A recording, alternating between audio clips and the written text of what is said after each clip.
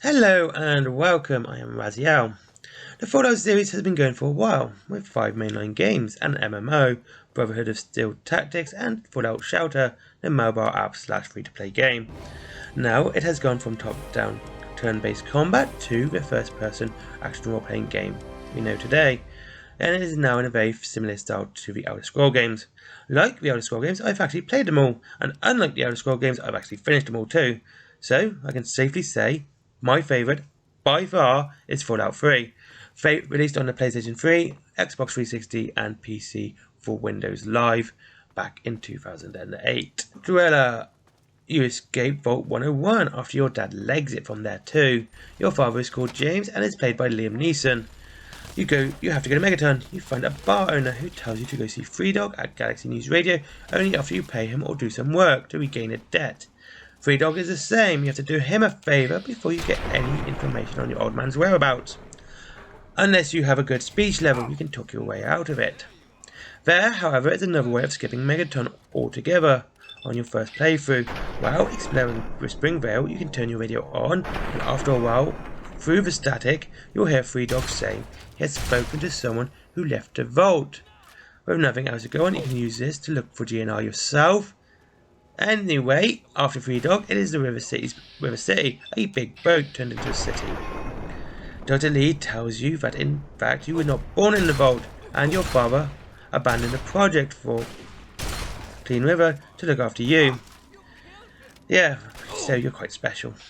Now you're old enough, this is why he went back to Project Purity. This is the Clean Water Project. You go to the lab, he's not there, he is in fact in another vault. This one is actually a simulation of a town called Tranquility. Well, it's actually Tranquility Lane, but you know, semantics. Anyway, now to get the best ending for this particular quest, you have to kill everyone. Your dad goes back to his lab, only to get caught by the Enclave. As you go get caught by the Enclave, he bits it. And they want to take over the project for nefarious means. Your dad tells him to fuck off and kills himself. Like I said, he biffs it. And you have to leave with Dr. Lee.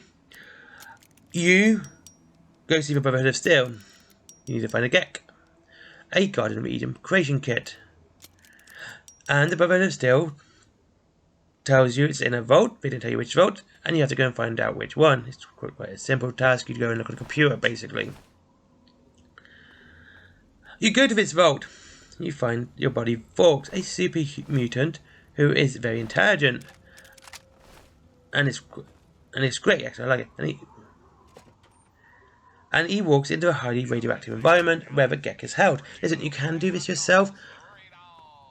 It's quite fun actually to do, but it is really radioactive, and you will be popping Radek and right away like a junkie who is mainlining heroin. You escape this vault, only you get captured by the Enclave. You speak to the President, who is a giant computer. He asks you to poison the water to kill the super mutants and other nasty abominations. You can tell him to get bent, or you can do it. I usually tend to get bent, to be honest with you. You can actually convince him through a circular logic to kill himself. It's quite interesting as well. So, after all that, he decides to blow up his base. You run, and you find Fox again. And you go back to the Brotherhood of Steel. You go to storm Project Purity with a giant robot. You kill the President's second in command, and then yourself to save the world. Game done. There you go. Very simple. Okay, it's quite interesting, isn't it? As the story goes, it's pretty basic, and you can easily skip over after many playthroughs. You can skip a lot of it. You can literally go straight to Tranquility Lane. Fallout 3's world levels with you, and I enjoy this because there is nothing out of bounds, and you're never going to get to a point where you're going to feel restricted. So nothing's going to be particularly difficult to get there, and it's interesting and fun to do. Unlike other games in the series, which is one reason I'm not a big fan of the first two and New Vegas. I like to explore a game, and I don't like to have a feeling about I can't go to the end because of my curiosity getting me there, only to be absolutely murdered by Deathclaws at level 2. It seems to be unfair and a bit unjust, where it's just fun to go and explore these level games, especially now they're so open. I mean, with the tile system in 1 and 2, yeah, I could see why it could, because it's random events, and you could always blame it on this. But unfortunately, with 3 and New Vegas and 4, with no such thing, having a restrictive gameplay in an open world always makes me feel I don't like it that much. So this is why I like 3 so much. And the level system is pretty basic. You put points on the skills you use the most to get better at them, and you also put them on science and lockpick as well, because they're the most useful skills to have, for hacking computers and, well, picking locks. You pick a perk to add to your skills even more. It is not the most in-depth, but it does its job and caps out at level 20 with the vanilla game, level 30 with all the DLC. The combat is lacking and isn't the best, even for a first-person RPG. It is not the worst, and the VATS really helps it. Now, the VATS system pauses time and allows you to select the part you wish to separate from the rest of the enemy's body. It makes headshots really easy, and the final results are often really gory, and if you add the messy, bloody mess perk, often spectacular too. Now, the biggest part of Fallout 3, as I have said, is the exploration. You have a above ground part and the underground part. The underground part is what you expect from a full Scrolls game, Elder Out game. There's dungeons, it's rocky, it's messy, it's exactly what it is. The overground is split between the DC ruins and the wasteland. There's so many places to explore. Small towns to military bases, even some kind of forest. And I really do enjoy investigating and exploring this world, and I have done it so much that this is the only game on the PlayStation 3 I actually have every single trophy to. I don't have them for everyone else, but Fallout 3, including all the DLC ones as well, I actually platinumed this one out. And the reason I love investigating is because more often than not, you're going to be rewarded with something really cool. Sometimes it's a bobblehead, and these are cool collectibles to boost your stats. Sometimes it's a nice powerful weapon. I really want to point out something as well, which I've just been doing for this latest playthrough, is that the bobbleheads actually bookend the main quest. Because at the start you can pick up the first one, which is medicine, and Fallout Vault 101 is the only one where you can get that. You can get it at 2 points in the game, right at the start, or when your dad dies. You go back to Fallout Vault 101, and you can go then and get it then. But you can pick up at the start, and you can pick up the final one, Big Guns, right at the end in Raven Rock. And that's the only time you can ever pick that one up. And I like the fact that bobbleheads have actually bookended the entire quest for these collectibles, because there's no end game after this. But have the bobbleheads to kind of bookend it if you're looking to collect them all is really cool. And they do boost your stats, and it's fun for that too. And you get a nice little display in your player home, whether you choose Tenpenny Tower or Megaton. Now, of course, there's the side quests and the karma system. These are both done so well. Unlike with most games where if you do something good, it turns out good for everyone involved. In Fallout 3, that's not always the case. Now, if you take an example of Tenpenny Tower quest, where you have to get ghouls to move into a posh building, but biggers don't want them there. So that's the positive comment side. You talk to the residents, and they either say, yeah, we're okay with this, or they're like, no, we're leaving. If they move in, we're out. I mean, seriously, you choose that? It's just stupid anyway. And, the ghouls move in, and everything seems okay. It's like, yeah, happy days, you see them all intermingling, until you come back a couple of days later. Now, there's only the ghouls left. Everyone is gone, and you go downstairs in the basement, and they've all been murdered. Yeah, the ghouls have murdered the residents that were fine with them living there. And this is to a point that there is one resident in particular is absolutely cool with ghouls, because he's had one as a best friend for years. And that is Herbert Daring Dashwood. You hear his adventures on the radio, and you actually get to meet him. There's also a sort of side little quest you can do where you find his best mate Argyle dead. And you also get a bobblehead for that one too. And you tell him that his friend is dead. It's quite sad actually. But to find out that, these people who are not bigots get murdered by the ghouls, and it's literally saying that the ghouls are just as bigoted as the people in the residents of Tenpenny Tower, the ones that left. So the right thing to do is to either just to leave it alone, let the ghouls remain, and let them live, in amnesty of each other. Or you can kill all the ghouls. I tend to kill all the ghouls because you either kill 3 ghouls, or the blood of many innocents on your hands because you let them move in. This is your choice, but you don't know that the lives of the people living in Tenpenny Tower are, in danger. And this is something I like. And another good quest I don't really enjoy doing, it's a great quest, but I don't enjoy doing because it leaves a nasty taste in my mouth, and that is strictly business. And unlike any other quest, there's only one outcome. It's evil. It is an evil quest. You're making people property. Now, there's no other quest that has a solely positive or negative outcome. They have neutral or positive or neutral negative, or they have, you know, one or the other. I mean, you can take the power of the atom. You blow up Megaton or you don't. It's a cartoonishly villainous scheme. Or, you know, you just save the town without them knowing you saved it. This is what I often do. I literally get my explosives up to 25, walk into Megaton, disarm the bomb and go, yeah, I want my house now. That's fine. That's the way I play it.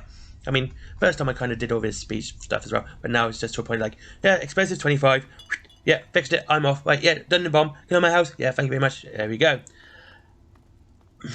But strictly business is evil. It's just only evil. You're making people property, and there is no talking out of it. There is no, you can't buy these slaves, because even when you go back and you decide to rescue the slaves that you made are gone. And that's it. They're gone.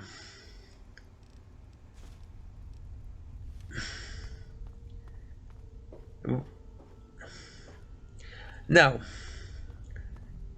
the card system may seem very black and white, but it's very black and white to you. It is your karma, basically. It's whether you're good or bad, not the world. It's very much telling you that the world is going to continue doing what it does, whether or not you like it.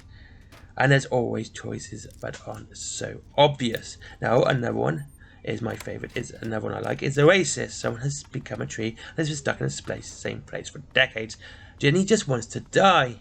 But he is helping vegetation grow, so he's actually helping the wasteland by being alive. So do you kill him? Do you stop the growth or let him live? And there's other quests like this, and they always have this like almost, you think it's a very clear black and white until you have to stop and think about what you're actually doing. These are the side quests, obviously. Another one is, of course, you've got to shoot him in the head. This is actually, you can pretty much talk your way into getting the keys from all of them, including Mr. Tenpenny. But, you know, these people are innocent people, and you can shoot them. Again, this is very clearly black and white. You know, just talk them out of it. And there's one where you can, there's another one I like. It's you go into River City, and on a particular day of a week, I can't remember which one it is, you go up to the top of the landing, I think it's the landing part, and there's a person there, and he's really upset. Now, you can actually talk him out of jumping, you can talk him into jumping, or you can push him. You know? The world is very alive, and I love it.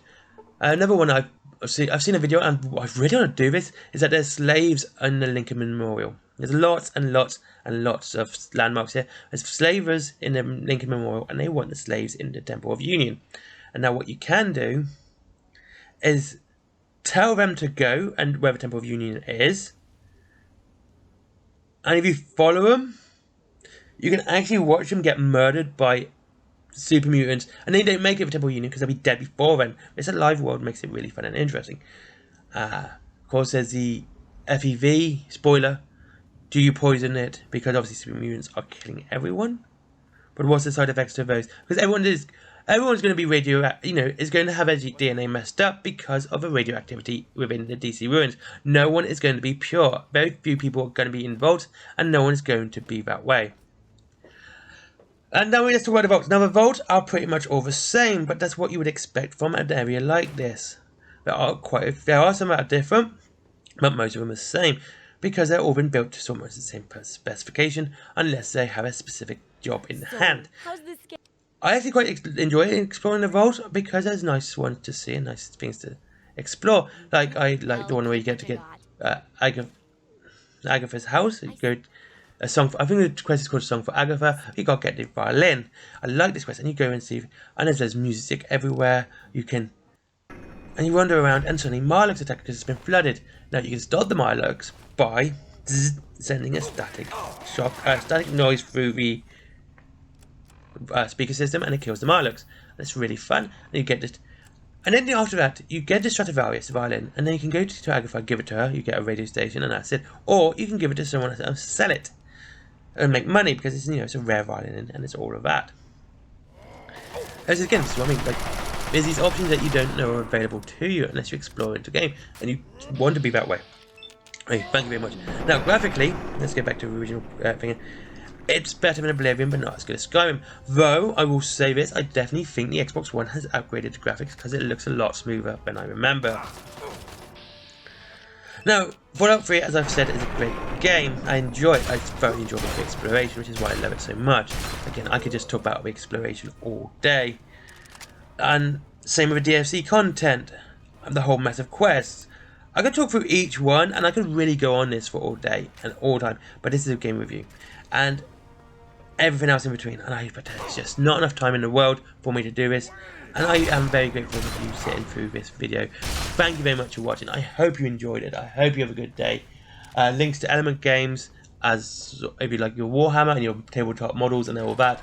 Links, but if you want to save money on it, 25% off, up to 25% off, I should say, down below. My comic, my t-shirts down below as well, and there is also Forbidden Planet if you like comics and t-shirts as well, and Patreon if you want to support me there too. Obviously, I would rather you click on the links where you actually get something rather than just giving me money. Thank you very much for watching. Have a great day.